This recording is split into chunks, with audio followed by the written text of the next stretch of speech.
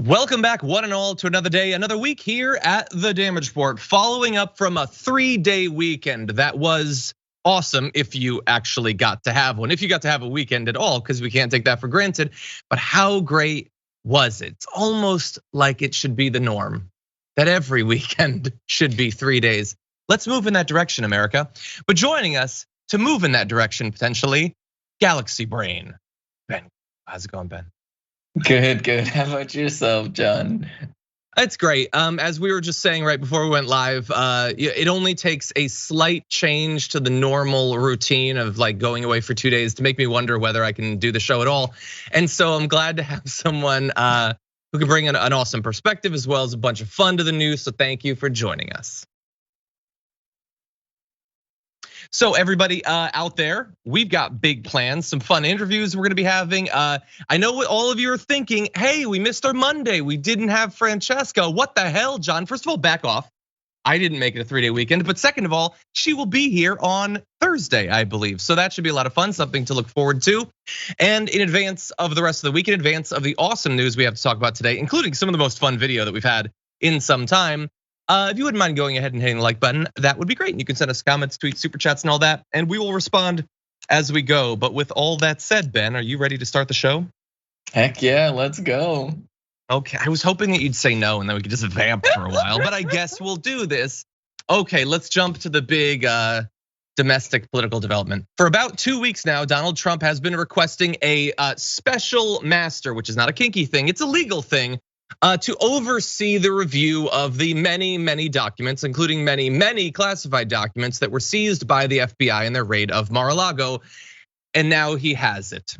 Judge Eileen Cannon of the Federal District Court for the Southern District of Florida ordered the appointment of an independent arbiter who has yet to be named. We'll find that out at some point soon. Also temporarily barred the Justice Department from using any of the previously seized materials for any quote investigative purpose connected to its inquiry of Mr. Trump until the work of the arbiter, known as the special master, was completed. Now, it had been my understanding that the documents had already been reviewed at this point, or at least a large majority of them had already been, but to whatever extent some haven't been, that's done for now. And they will be getting their special arbiter. Now, that in and of itself doesn't necessarily change how this entire thing is gonna go down, although it will certainly slow things, particularly if there is an appeals process that comes out of this. And we'll get to the possibility of that in a little bit. It was other stuff that Eileen Cannon said in her ruling on this that potentially is more troublesome. And you should know, of course, that she was appointed to the judiciary by Donald Trump. And that's the first of just a couple of really unfortunate wrinkles to this story. But first of all, in terms of trying to figure out what is this gonna affect, what is it not gonna affect? Well, the order would prevent, at least for now, federal prosecutors from using key pieces of evidence as they continue to investigate whether Donald Trump illegally retained national defense documents at Mar-a-Lago, or even if he obstructed the government's repeated efforts to get them back. I will save them and you a little bit of time by saying that yes, he did, and yes, he also did. He stole it and he obstructed. We're way past that, except when the judiciary is, where the judiciary is concerned. Her order would not, however, affect a separate review of the documents being conducted right now by the Office of the Director of National Intelligence, seeking to determine what risk to national security their removal to Mar-a-Lago may have caused, which leaves us in this really interesting gray zone where you can't even really determine right now if he took them, but you can look at them because he definitely took them, and you can figure out how bad it was that he took them. Now, obviously, these are different branches of investigation, but it's weird the position we're in right now. And of course, we're waiting to find out who is the special arbiter going to be. Is it also going to be a close Trump ally? And there's other wrinkles that we have to talk about, but Ben, I don't know if you been expecting that the request would be granted. What do you think about how this is going to affect the process going forward? Yeah, to be entirely honest, it's all a little bit confusing. But the reason why it's confusing is because there's like a million different layers at play here, especially when you're talking about like top secret information. So it's not surprising to me that the Director of National Intelligence would be able to look at these documents while the Justice Department would actually struggle with that. And the reason is because of an issue that has existed since the Bush era that Obama never really resolved, which is like the problems that come with bringing bringing anything to trial when you have classified information involved. Because by their very nature, court hearings are public. They're supposed to be public. You're supposed to have juries and all of these things. But at the same time, everybody can't get access to all of this like classified information. Now, theoretically, the president has like the ultimate classification authority and can classify or declassify anything. But is Joe Biden gonna just declassify all nuclear secrets just to prosecute Trump? Becomes like a whole question. And and so ultimately, we've just been operating in this gray area. But it also shows you like what side of the law people are on. There's an infamous case like a few years ago where somebody basically got railroaded in effectively a secret court. But that was just like somebody who was like trying to be like a whistleblower about like, different issues. But then you look at Donald Trump and he's a former president of the United States, and there's this whole issue of like decorum or whatever. And he seems to be getting like sort of the other side of the judicial system that we have. And so like I wish that I like had a clear answer for like where everything seems to be going, but ultimately the answer is that it's very complicated.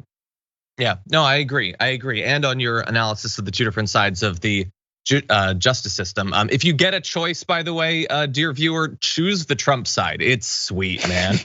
Nothing will happen to you, and in the off chance that it does, you're probably gonna end up in a cell that's nicer than any of our homes. So definitely go for that one. But with that said, let's jump into potentially the darker side of this. So not only did this Trump appointed judge decide that Trump gets his special master, she went beyond that. And in a way that's drawing a lot of criticism from a lot of legal minds. So her ruling seemed to carve out a special exception to the normal legal process for Trump and rejects the Justice Department's implicit argument that Mr. Trump be treated like any other investigative subject. Now, they'd be pushing for that because he's just a regular guy right now, except for the fact that he's a politically connected billionaire. That's not supposed to matter, but it clearly, obviously does, historically and in this particular case. But he's not the president. He's not a candidate for any office.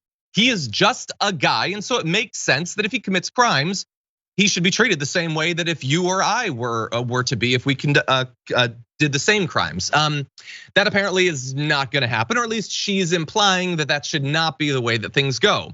Her ruling also permitted whoever is appointed to the job of special master to evaluate the documents, not only for those protected by attorney-client privilege, which is apparently common in these sorts of cases, broader sorts of cases. Obviously, there's never been anything specifically like this, but also for those potentially shielded by executive privilege, which typically protects confidential internal executive branch deliberations. And that is potentially the most interesting part of this. I'm gonna describe why I think it is, but I wanna go to an actual legal mind first. Here is friend of the show, Ellie Mistal, explaining why that particular argument makes effectively no sense whatsoever. Look, the argument that he has executive privilege is so what the scientists would call stupid, that it's difficult to explain it, right? Like the idea that, first of all, privilege goes to the current president. We only have one president at a time. So it's not Trump's privilege to have. Like if Trump's called for executive privilege over the plane and then parked the plane, Air Force One, at Mar-a-Lago. Can't do that. Even if it was his, we'd have the right to take it back. Exactly. That's just not the way that it works at all. The DOJ, by the way, had preempted what this, again, Trump appointed judge had to say by pointing out that Joe Biden is the president. And also in terms of executive privilege, the DOJ, you'll find if you research this, is part of the executive branch of government.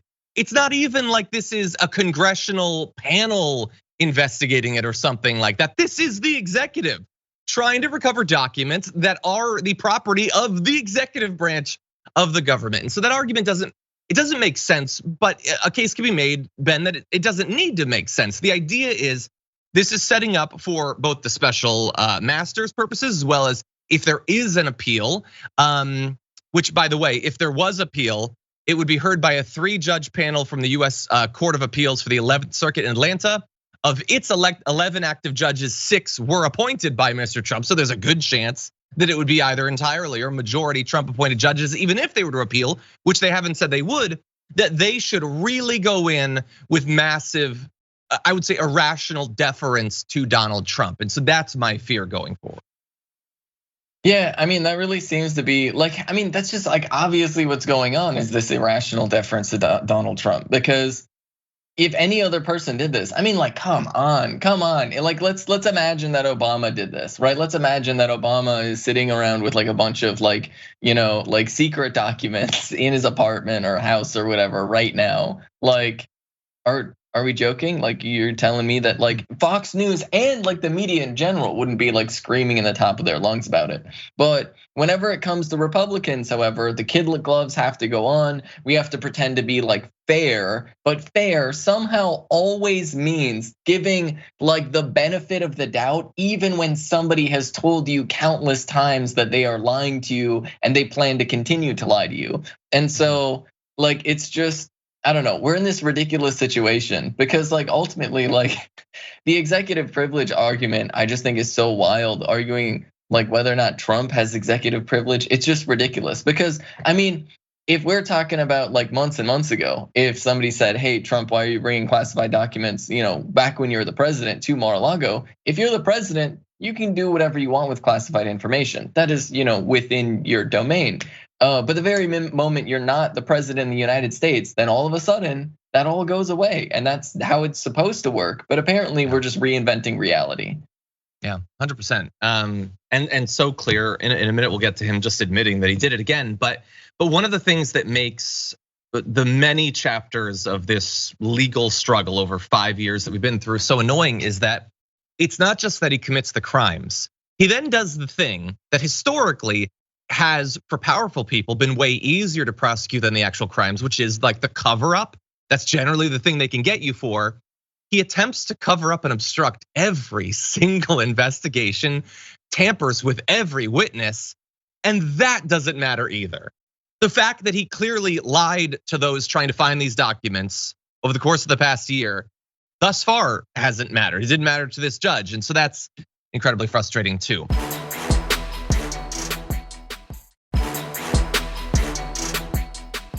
That said, I do want to get to one last aspect of this because I shouldn't, but I feel some sort of ethical obligation to allow Donald Trump to have his say on this. Donald Trump is, as always, as he continues to be, scrambling to explain the situation he's in right now legally when it comes to the raid of Mar-a-Lago. And along the way, he sure does do a lot of admitting that he committed crimes. Take a look at this little excerpt from his recent speech over the weekend. If they talk about documents not being properly stored, yet they go in and take documents, dump them on the floor, stage a photo shoot, and pretend that I had done it, like I had put them all over the floor. They took that back after a lot of prodding. So again, nobody thought that that's how the documents had been found. They didn't take it back because nobody actually thought that.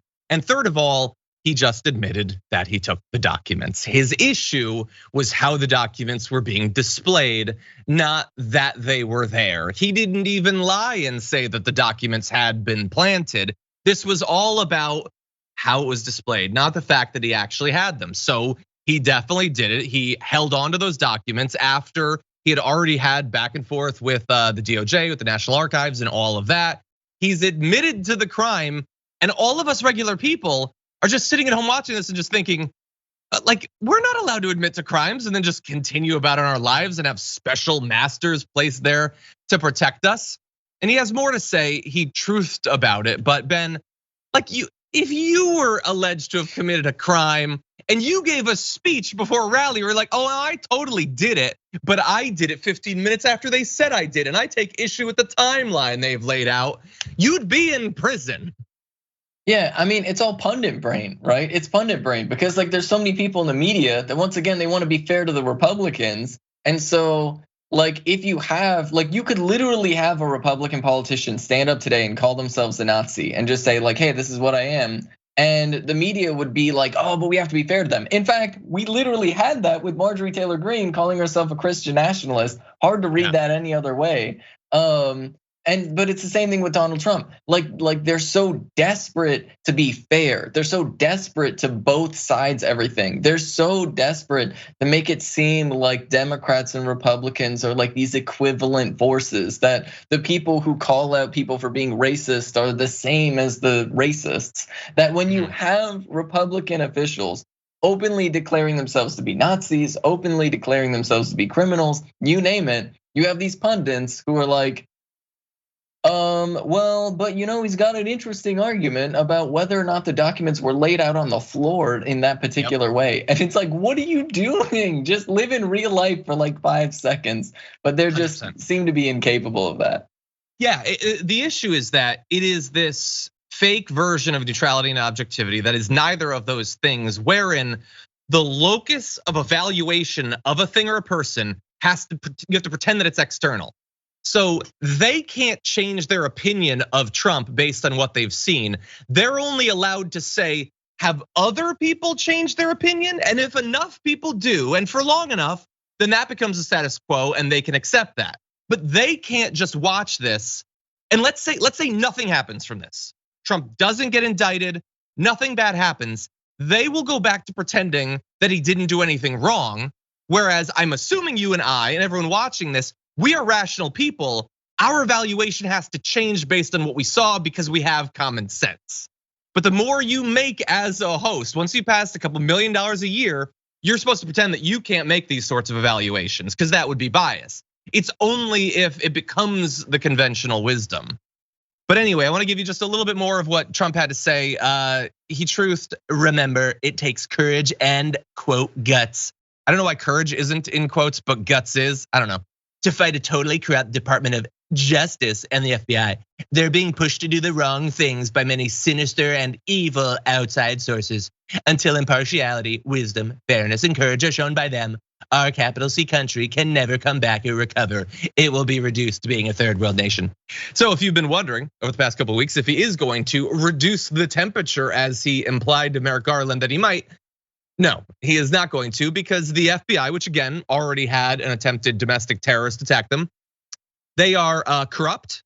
They're doing the wrong things. They're being controlled by sinister and evil outside sources, which sounds like a plot summary of an upcoming Star Wars movie or something. So no, he is not lowering the temperature. They are still just as evil and corrupt, and it takes courage and guts to fight them, okay? So if you are out there in MAGA world and you don't like what's being done and you consider it to be wrong, if you have courage, if you have guts, then maybe you too will fight the DOJ and the FBI. We had that one guy in Cincinnati, Ben, he had courage and guts, I guess. Lost his life as a result of those courage and guts. But it just, again, like we're just gonna move past this. It's an incitement right there. Especially especially the mention of the sinister outside forces. Like, is there any question that like the Republican Party is just leaning into like Nazi conspiracy theories? Like, is there any question? Like, how is anybody supposed to read that? Like, if you took that in isolation, you'd be like, okay, that's a really, really weird thing to say. What do you mean by that? It sounds conspiratorial. But when you take that in the full context of what the Republican Party at large has been saying, the way they've been pushing great replacement theory, the way they're pushing these like ridiculous conspiracy theories about like, oh, the teachers are trying to make people trans and stuff like this, right? Like, it literally is just cut and paste from the Nazi playbook of the like 1930s. So like, it's how else are we supposed to read this? But like, that's the thing. As long as Trump can spin these ridiculous conspiracy theories that are just full of like vile hatred, there's enough people that will believe him. And then there's enough people in the media that will refuse to call it what it is so that he's able to spread those lies. And it's obviously putting the entire country in a very dangerous position. I couldn't agree more. Well, we're actually gonna have some examples of that coming up after our break. Donald Trump on the sort of the wake of the divisive Biden speech, he decided to demonstrate that Biden was 100% right in everything he was saying. We're gonna have excerpts from that and more coming up after this.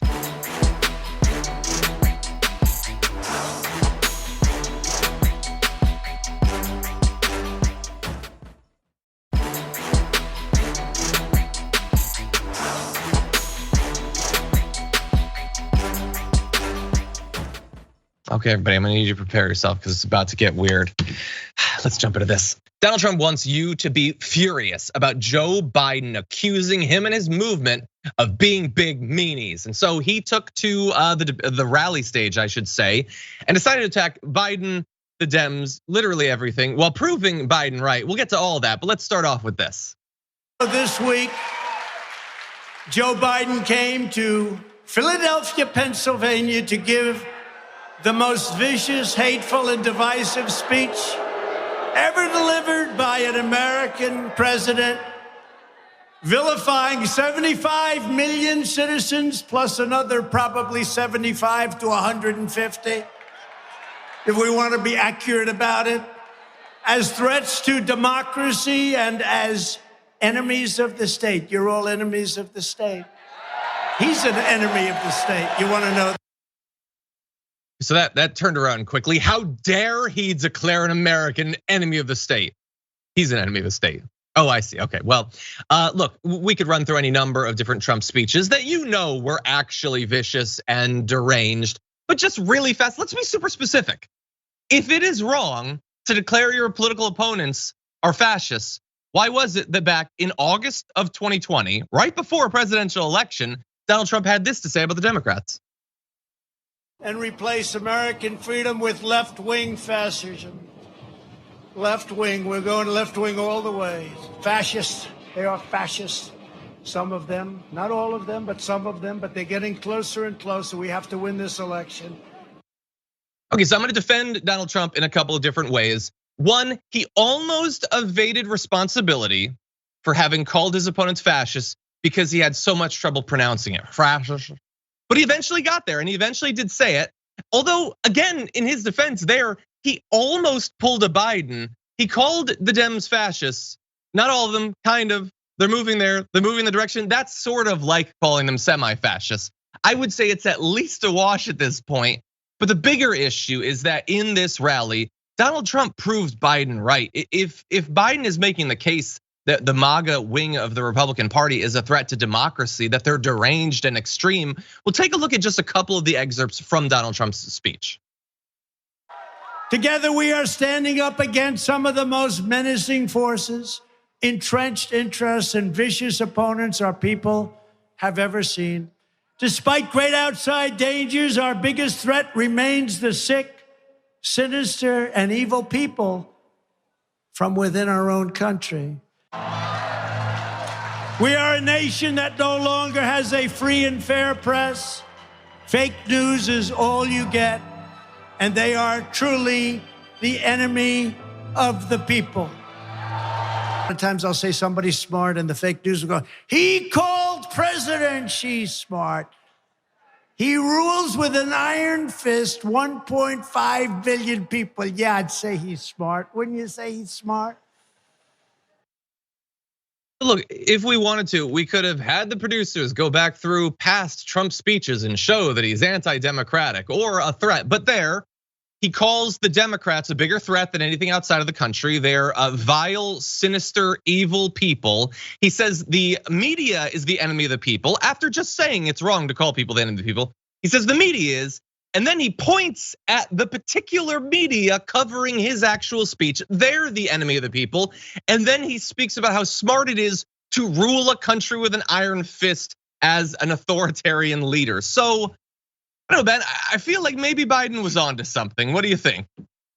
Yeah, I mean, but like this is what's so wild. Is like, look, this has always been the tactic, literally. Like going back even to Hitler himself, right? Pointing fingers and saying, no, they're the real fascists. They're the real fascists. They're the real fascists. I mean, they're fascist movements. They like call themselves socialist, but they're nationalistic socialists. And then it's like, hold up, let's break this down for a second.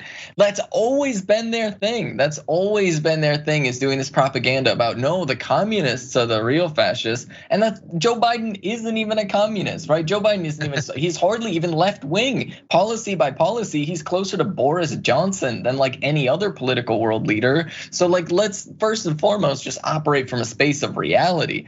But then like literally, let's just take a look at the actions too, right? Republicans last year, just a few months ago, last school year, right before the summer, There was a school that was just trying to punish a student for bullying a trans student, right? That's all the school was trying to do. And Republicans shut it down with bomb threats. And literally right now, there are Republicans that are sending death threats to children's hospitals just because they're providing like basic healthcare for trans youth. Right, so that's the reality of what's happening, right? The Republicans are actively encouraging, right? They're doing this stochastic terrorism and trying to like instigate violence against the people that they perceive as their political opponents, right?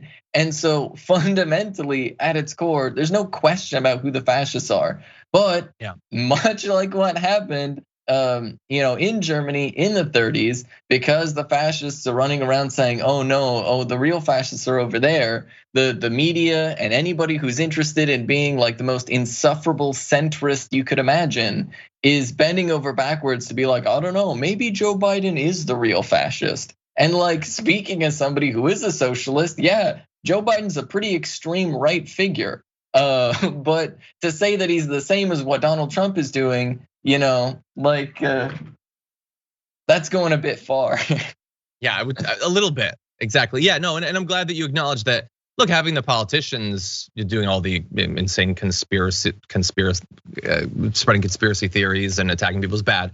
But having the broader political movement just choosing individuals as avatars of outgroups to then demonize and bully or attack or potentially kill is worse.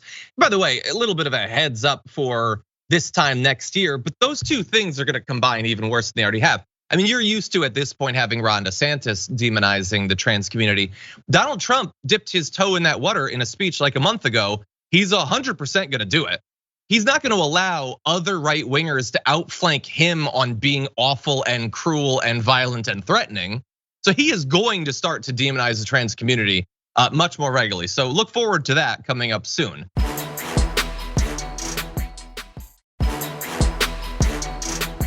John Fetterman is looking like he has a really good shot in taking out Mehmet Oz in their Senate race. Well, Oz decided to bring in one of the big guns, Donald Trump, to support him, kind of, but more so attack Fetterman. And in so doing, Donald Trump, he's gonna say a lot of crazy things, and then he is going to accidentally project all over John Fetterman. But first, let's start with the dangerous stuff. Fetterman supports taxpayer-funded drug dens and the complete decriminalization of illegal drugs, including heroin, cocaine, crystal meth, and ultra-lethal fentanyl. And by the way, he takes them himself. Look, I don't know, what are we supposed to say to this? So first of all, that's not his position on drugs, John Fetterman. But beyond that, and I guess we have to go beyond that, the idea that John Fetterman takes he takes cocaine and heroin and fentanyl and crystal meth, and Donald Trump knows this, and like that is, at this point, I'm not a lawyer, Ben, but isn't that defamation? To simply state as a fact that a political candidate definitely takes all of these drugs with no evidence, that seems a little bit irresponsible. What do you think? Yeah, I mean, it's definitely irresponsible. Unfortunately, the reality in the United States is it's pretty hard to get any politician, especially when they're talking about other politicians, for like defamation or anything related to that, because the free speech, right? We have to protect everybody's right to say whatever they want, even if it's like the most horrible thing you could imagine. But it is like funny because like even then, like decriminalizing all drugs is a policy that has been tried and is actually quite effective. And he seems to be going after like safe use zones, right? Or like safe use sites, which are really, really good for helping getting people connected to like, rehabilitation and therapy and stuff like that. And so like, I don't know, there's just so many layers of horrible to this. And it's just a really, really weird like slander against John Fetterman. Exactly. Yeah, no, if there's any like dangerous substances that you should have on your mind when deciding who to vote for in this race, the fact that Oz spent literally decades making millions by selling you a variety of wonder drugs to solve all of your problems, I understand why Donald Trump would probably want to distract you from that. But as I said, he wants to attack Fetterman, but the dude is just a tightly coiled bundle of projection and insecurities. And so he's gonna attack Fetterman, but he's really gonna talk about himself. Take a look at this. Taxes, he is a spoiled and entitled socialist loser who leached off his parents' money. He lives on the parents' money. He leached off of his parents' money. Donald Trump, as I'm sure many of you already know, in today's dollars, was handed over $400 million by his parents. If he had done nothing in his entire life, he would be a multi-millionaire. But John Fetterman is the elitist, and that's why you shouldn't like come on, people in the audience have gotta get this. Even the ones who love Trump, and maybe they don't mind that he was handed riches beyond their wildest fantasies, but they also know that he was handed riches beyond their wildest fantasies. So the cognitive dissonance is just washing over the crowd like a tsunami. Ben, what do you think? Yeah, I mean, look, that's something that speaks to his audience though, because first and foremost, one of the biggest misunderstandings about Republicans, especially these Trump fans, is that they're poor. That's completely way off base, right? Now, it is true that they're statistically less likely to have a college degree, but they're also more likely to be inheriting their dad's businesses. And see, the thing about those types of people, the small business owner that inherit $1 million companies where they're car dealerships or McDonald's franchises or whatever, they have a pretense of being hard workers, right? Even though they just got their job from their parents, right? They have this pretense of we work really, really hard, and they don't live with their parents. They just inherited their family's business, which is very, very different and good. But that crowd, they're incredibly bougie, but they love LARPing as poor people. They have $150,000 trucks that they drive around that prove that they're hard working class people. And so their whole identity is built as just this sort of glass cannon where they're constantly attacking everybody for not working hard enough. But then at the same time, they recognize how fragile they are, and they're insecure about the fact that they didn't really earn anything. They know they didn't earn anything, and they're deeply, deeply insecure about that. And that is exactly why they launch these types of attacks against people like John Fetterman. But for Donald Trump's audience, it works. Yeah, I have a video that is gonna so well demonstrate what you just pointed out. It's 100% true, this feigned poverty, whatever, because remember, Fetterman, you shouldn't because he got all that money. He's an elitist, says the billionaire. So don't like him for that reason. But then they immediately try to switch it up. And he knows his audience, so he has this to say about Fetterman. He comes in with a sweatsuit on. I've never seen him wear a suit. A dirty, dirty, dirty sweatsuit. It's really disgusting. I'm a clean freak. Oz. I don't like those dirty sweatsuits. They're disgusting. So which is it? Is Fetterman's an entitled elitist? Out of touch, so much money, never had to work, or how dare this guy dress like a poor?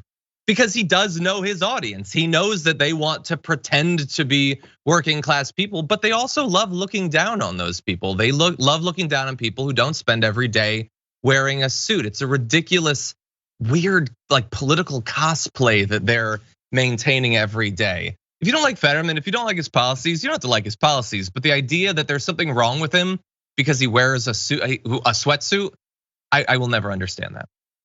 Anyway, with that said, we do have to move to one other topic. We're gonna jump to our C block. So whenever you're ready, let's jump to this first video. As I said last week, we remain in the battle for the soul of America. By the way, all right, God love you. Let him go. Let him go. No, don't let him go. Look, everybody's entitled to be an idiot. No, everybody's entitled. Okay? Look. Dark Brandon strikes again. Anyway, it's a good line. Everybody's entitled to be an idiot, which is true. I personally think don't try to shout down people who are speaking. It's petty and immature and it makes your side look terrible, regardless of which side you're on when you do it. But there you have a guy who's trying to interrupt Brandon's speech, and he mocks him, but he also says, let him go. Don't mess with the guy. Don't rough up the guy or whatever, because it's Joe Biden and he's not interested in that. Now, I know you're supposed to think of Biden as being some sort of like quasi dictator at this point, but I want to contrast what you just saw with how Donald Trump will respond to protesters at his speeches. Here's a little throwback for you. You have a little protester? Get him the hell out. He's walking out like big high fives, smiling, laughing. Like to punch him in the face, I'll tell you. Do you know what they used to do to guys like that when they were in a place like this? They'd be carried out on a stretcher, folks.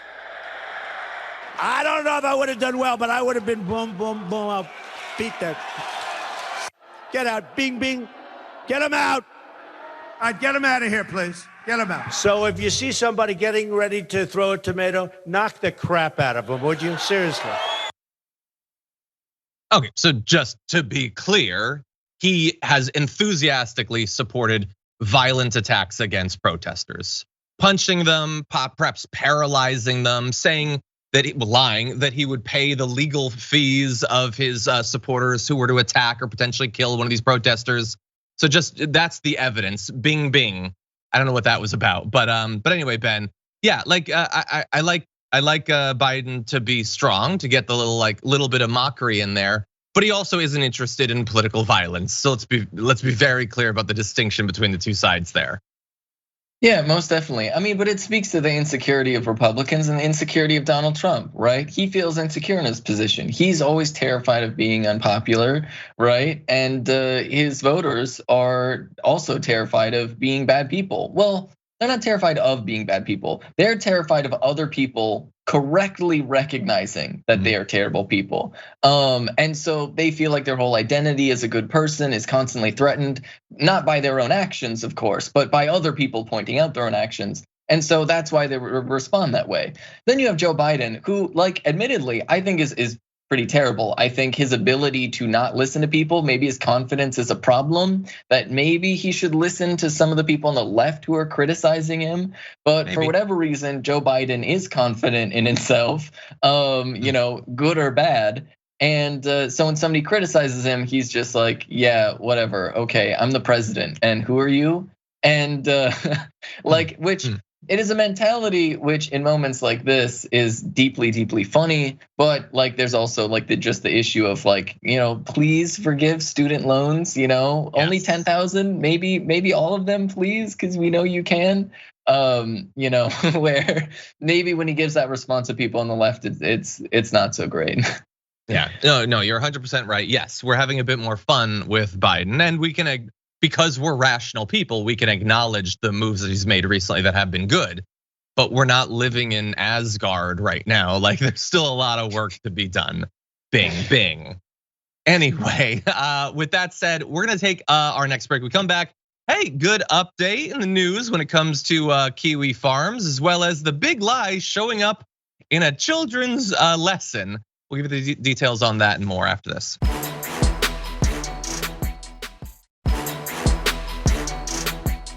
Okay, everybody, let's move into some weird, wacky, and in some cases positive news, starting with this. If you've been following the saga of Kiwi Farms, hey, some good news coming, actually in multiple waves. First of all, Cloudflare finally described as under pressure. I would say under a sustained campaign that had to go on for way too long with way more support than should have been necessary. But Cloudflare did drop Kiwi Farms, so that's good news. And then there was immediate follow-up to that. Within 24 hours of the site moving to Russian servers, apparently it's been booted from that too. And so the actual future of Kiwi Farms remains very much an open question at this point. And we want to give you a little bit of an update from Clara Sorrenti about this. Says, we won, Kiwi Farms is dead. That was in response to the initial development with Cloudflare. We've talked about this story multiple times on the show, but in case you haven't been following, back on August 5th, Sorrenti was the target of a swatting attack that led to London, Ontario police wrongfully arresting her, repeatedly using her dead name while sticking a rifle in her face. And that was just the beginning of the horrors of this story. Sorrenti and her fiance relocated to a hotel but members of Kiwi Farms continued stalking and harassing and threatening the life of Sorrenti, driving her from place to place. And so it's got to feel good, not just for Sorrenti, but for the many people who have been harassed and threatened by members of that community. Those who know people who took their lives as a result of the horrible campaigns of hatred and xenophobia and violence from that group. And so we have more to say, more responses to this. But Ben, what do you make of these recent developments? Yeah, I mean, this is a good thing, but also it's pretty clear evidence that a lot more needs to be done at the federal level. Because the reality is whenever, so if anybody gets a death threat on the internet, which happens with great regularity, right? With great regularity. I'm pretty sure almost everybody at TYT's probably got one at some point from some random stranger, weirdo, creeper, sending you a message. I know I get them almost every single day. There's not really anything you can do with it, right? Because local police departments will say it's not my jurisdiction. The FBI will say, I'm too busy, who cares? And fundamentally, all of the institutions that we have around policing, public safety, you name it, are more interested in arresting nonviolent drug offenders for basically no reason, as opposed to actually dealing with this huge amount of people that just make their whole identity just making death threats on the internet. And so fundamentally, at the end of the day, as long as people are getting away with it, they feel perfectly comfortable doing it. And it's not that we don't have the technology, it's not that we don't have the ability, because we definitely do have all the technology and ability that you would possibly ever need to actually track down people and arrest them to get them to face consequences. It is just that the institutions that are in power and the political leaders that control those institutions have very little interest in protecting marginalized people from vigilantist violence. And that is the sort of sad reality that we have to put our hope and faith in capitalist institutions like Cloudflare to maybe take down the websites where people are organizing this. But fundamentally, this isn't gonna stop being a problem until we have a real response to actually like indicting people and arresting people whenever they make a death threat on the internet. Yeah, you're totally right. It's like it's one of those weird things where the news can be good, but even in having to exist, it's got this very dark side that it took. So let me jump ahead a little bit. So this account, Catboy Lurking, tweeted at Keffels, just showed a generation of disaffected trans kids on the internet that organizing and uniting behind a single cause can make us a genuinely formidable force against the groups that are materially harming us. I really hope this sticks with us. So that's a good message. But that also that it has to exist at all is insane. And this is the sort of news that I think for like a regular person who just like maybe occasionally tunes into the news, the idea that it's difficult to even understand this story because the idea that there would be a community like this is so many leagues outside of what normal people would ever spend their time doing, whatever interests they would have. The idea that you would have as this organizing principle, a desperate hope that you can drive people to take their own lives is madness. I cannot conceive of that in the exact same way that I cannot imagine killing a person myself. And yet those communities exist. And I think there's a lot of different reasons why, like Cloudflare doesn't take this seriously, why socially and politically these sorts of threats aren't taken nearly as seriously, why months and months and months of into this, like the organizing principle of the Republican Party being demonization of trans people, we still haven't caught up and understand that that's what they're doing and historically what they're invoking in doing that. But it's also the idea that we cannot conceive of being this violently hateful.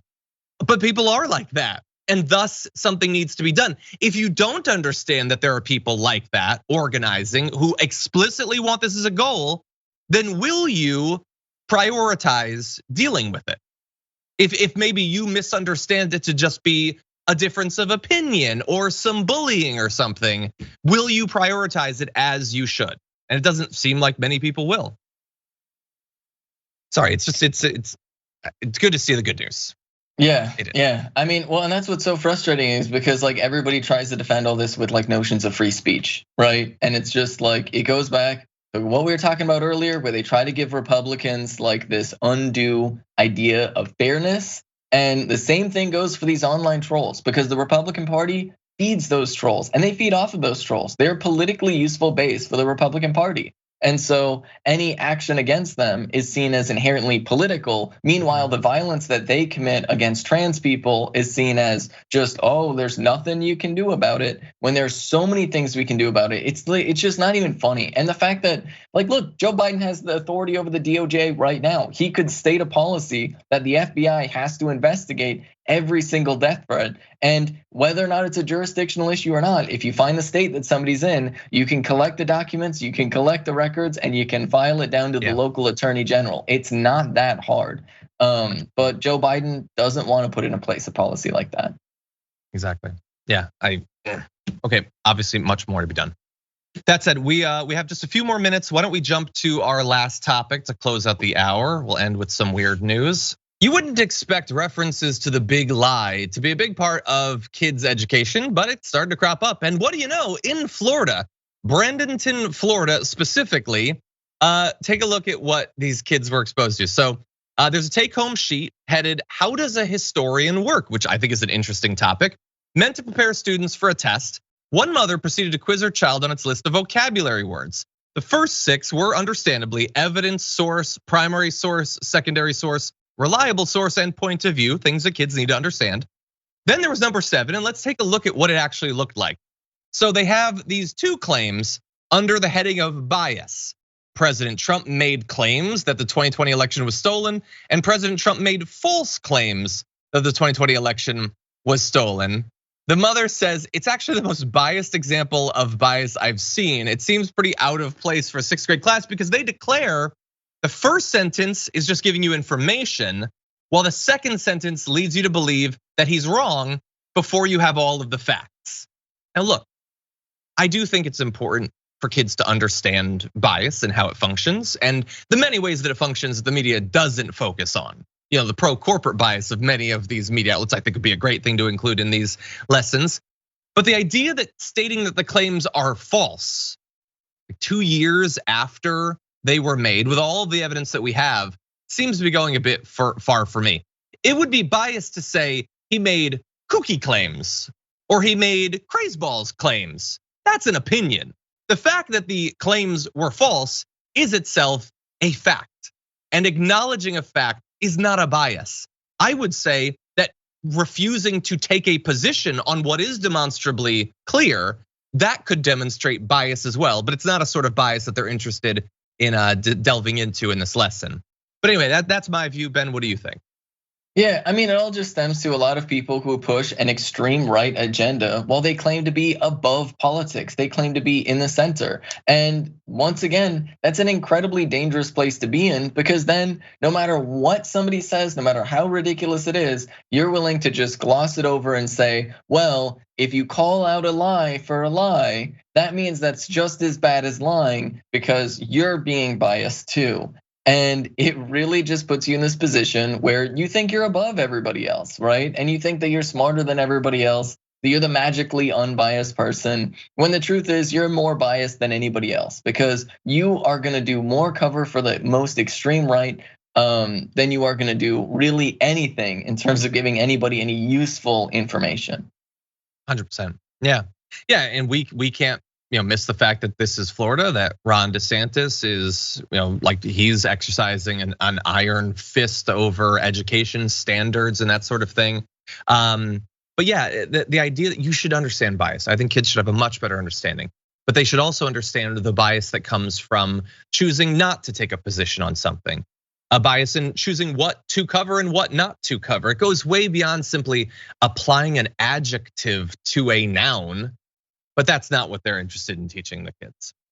Anyway, with that said, we are unfortunately done with our first hour. If you've been watching on the linear platforms or listening on the podcast, thank you as always for doing so. Especially if you are on the podcast, feel free to rate and review us on Apple Podcasts. But on other platforms, we've got much more to come, including some truly amazing video of an interview with Alex Jones. That's coming up in the aftermath right after this.